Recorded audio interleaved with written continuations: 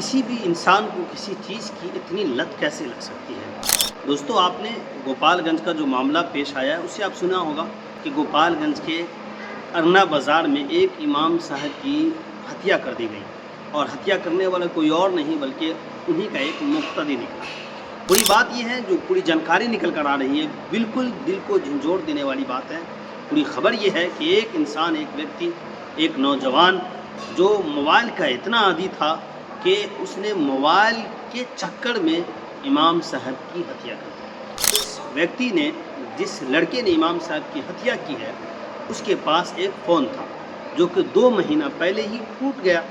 जब वो फ़ोन टूट गया तो उसकी तरफ, फ़ोन की तरफ उस इंसान को इतना मजबूर कर दिया और उसके घर वाले की जो हालत थी वो भी इतनी अच्छी नहीं थी कि वो दूसरा फ़ोन दिला सके। आरोपी ने एक खून के चक्कर में, एक खून की लत की वजह से इमाम साहब की हत्या कर दी। जब इमाम साहब की हत्या हुई उससे कबल 5 रोज़ पहले इमाम साहब के रूम से एक फ़ोन और 1500 रुपया चोरी हुआ। बाद में ये पता चला कि इसी गांव का एक व्यक्ति है, एक लड़का है, जिसने इमाम साहब के फ़ोन को चोरी किया है।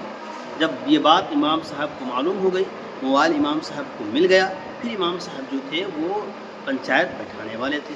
सुबह होकर के पंचायत बैठना था, लेकिन उस व्यक्ति, उस आरोपी को एक मोबाइल ने कहां से कहां पहुंचा दिया। फिर वो उस रात में इमाम साहब के यहाँ पहुंचता है। बगल में उसका घर होता है, चूँकि मालूम होता है उस इंसान को कि इमाम साहब की एक्टिविटी क्या है, वो कहाँ पे सोते हैं, कहाँ पे सामान रखते हैं और कैसे रहते हैं। वो इंसान रात के करीब 2 बजे इमाम साहब के यहाँ पहुँचता है और धारदार हथियार लेकर के इमाम साहब पर हमला करता है। और जब वो हमला करता है तो ये वो जानता है कि जब हमला करेंगे तो इमाम साहब चिल्लाएंगे, चीखेंगे, इसलिए उनकी आवाज़ पहले बंद की जाती है और वो जो पहला हमला करता है बिल्कुल सोच समझ करके इमाम साहब के गर्दन पे हमला करता है। जब गर्दन पे हमला होता है, गर्दन पे जब चोट लगती है, तेज़ धारदार हथियार से गर्दन पे जब हमला किया जाता है तो इमाम साहब की आवाज़ जो है वो बंद हो जाती है, आवाज़ नहीं निकल पाती है। फिर एक बार नहीं बल्कि कई मरतबा जिस्म के अलग अलग हिस्सों पे हमला करता है, चूँकि इमाम साहब बचने की कोशिश करते हैं और ये हमला पे हमला करता चला जाता है।